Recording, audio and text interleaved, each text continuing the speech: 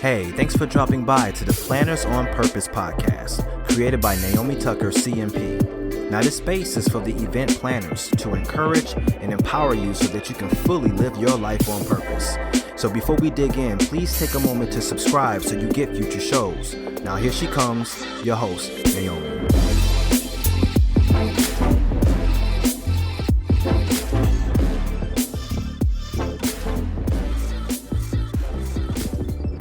Well, hello, everyone. This is Naomi Tucker with the Planners on Purpose podcast.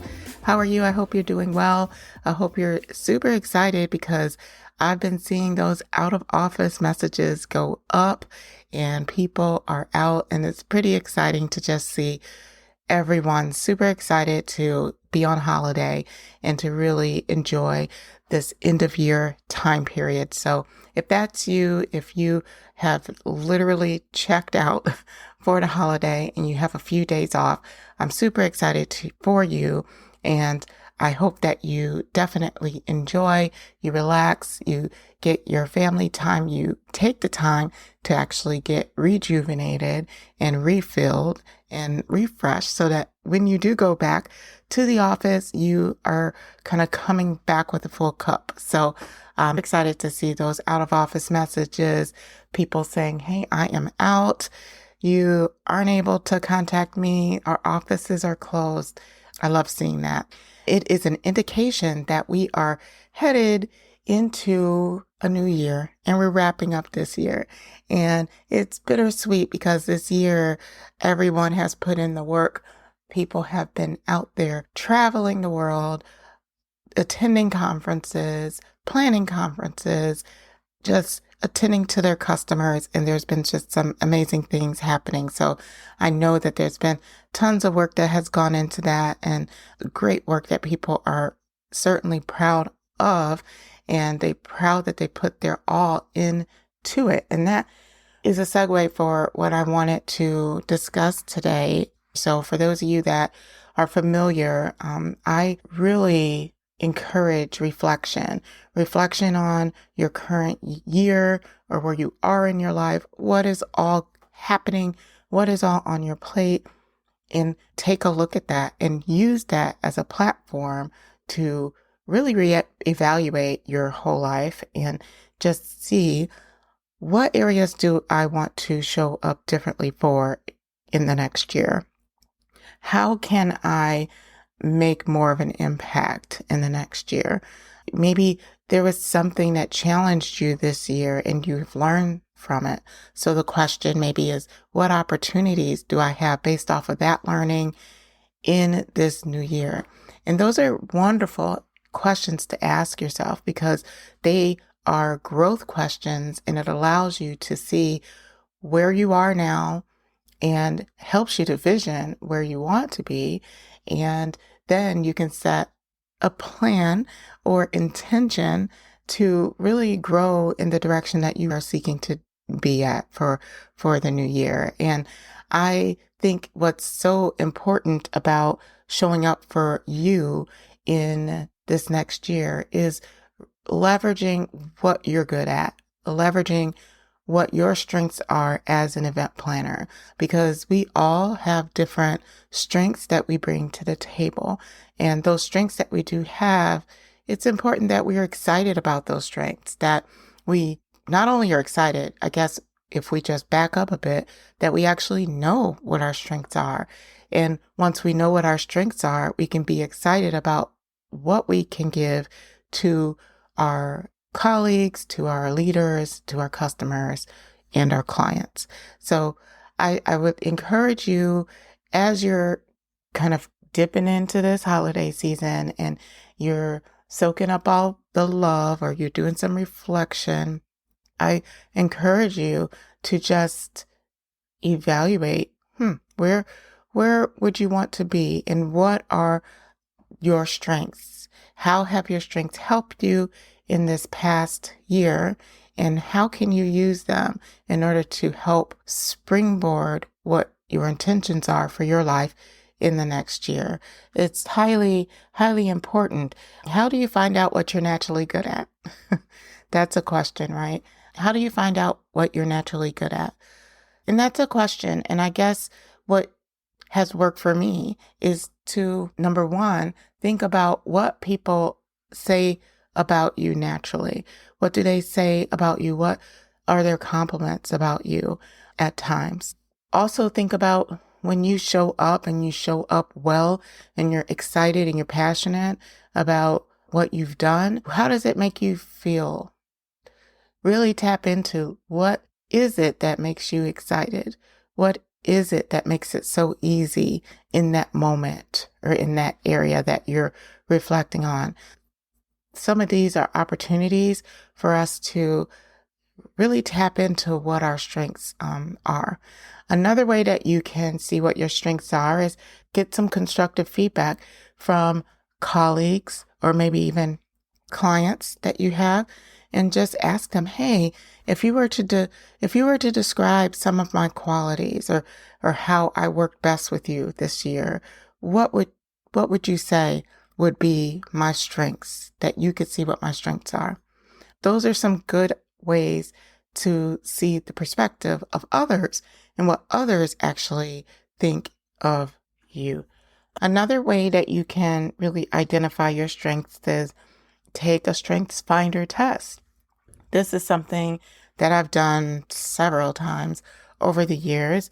The Strengths Finder test is by Marcus Buckingham and Donald Clifton. It's really called the CliftonStrengths Finder. And if you do purchase the Strengths Finder book, which is a really great book, you do get a free assessment that you can discover what your strengths are. Very solid framework that these gentlemen have put together. The book is fascinating.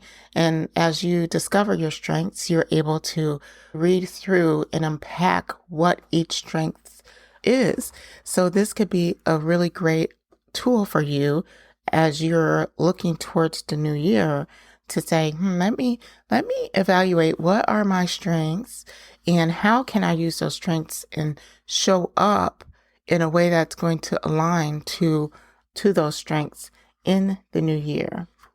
So just to give you a few of the strengths that the CliftonStrengths Finder does explore, there's actually 34 themes or strengths that the Strengths Finder identifies. And for example, there are things like achiever, arranger, discipline, ideation, positivity, relator, strategic.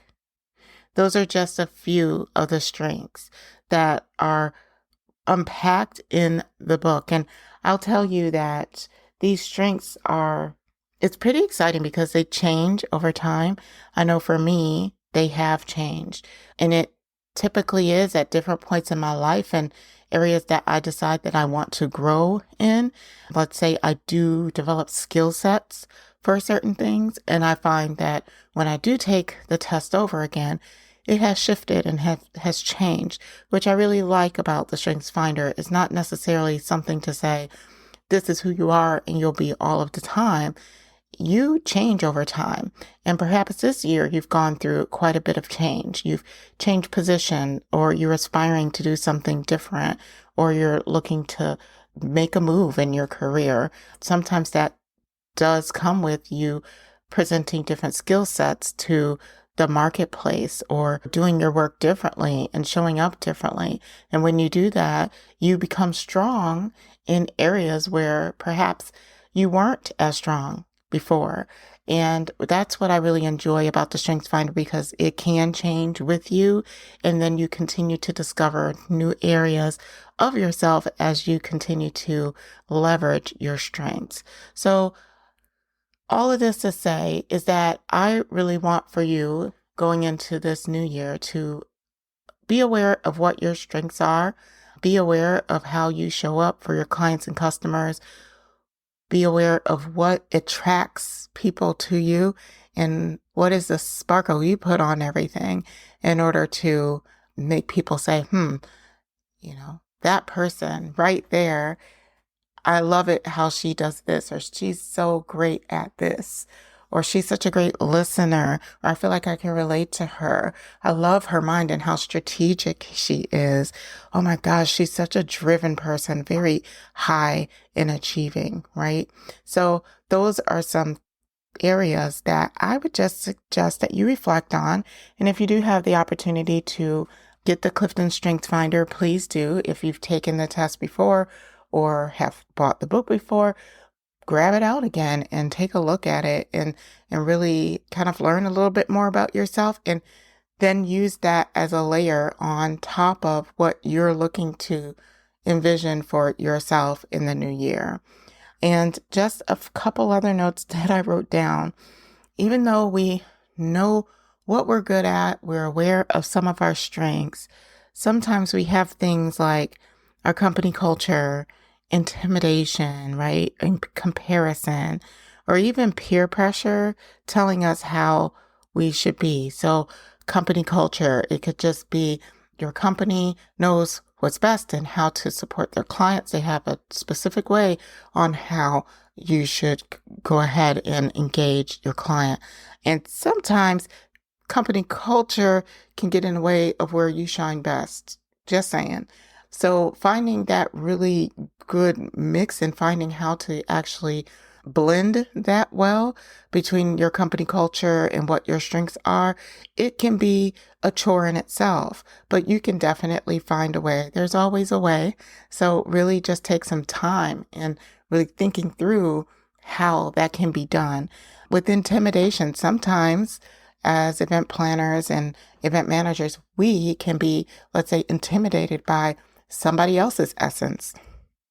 So you're either comparing yourself to someone else, or you're just intimidated by, let's say, their feedback, their criticism of you and how you should do things, that it makes you cower back.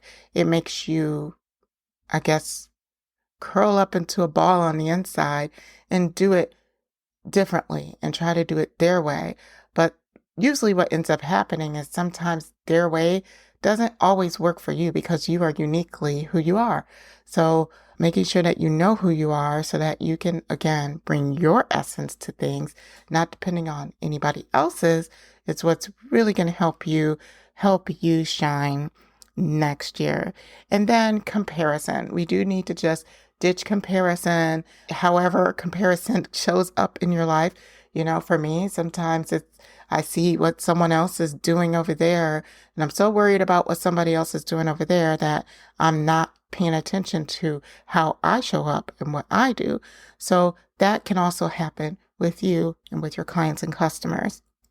Try not to think about what other people are doing, what other people have going on, let's say, in their events or their relationships with other people. Perhaps you just focus on how you can make yours better. And that also can help.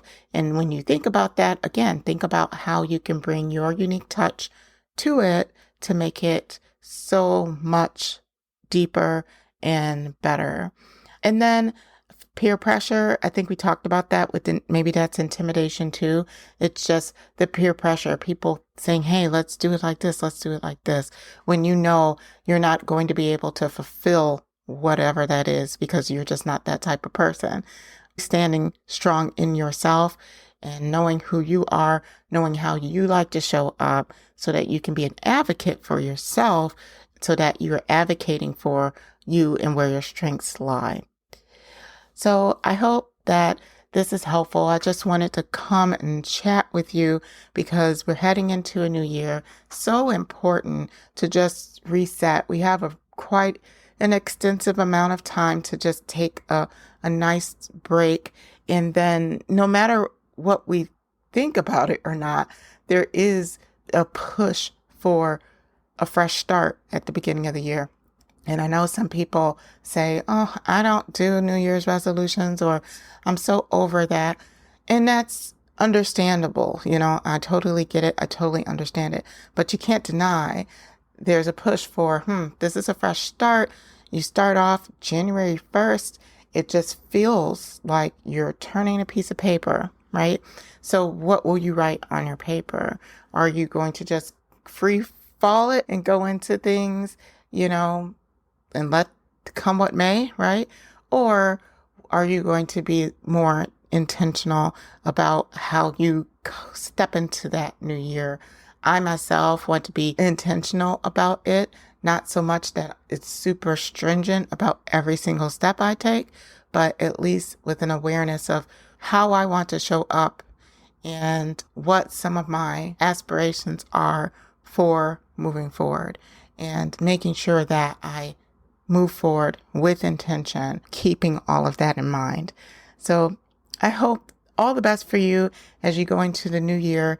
And as we get into the holiday season, you probably will see a few throwback episodes in an effort to bring back some of those classics episodes that really were great, to just get you some exposure to them.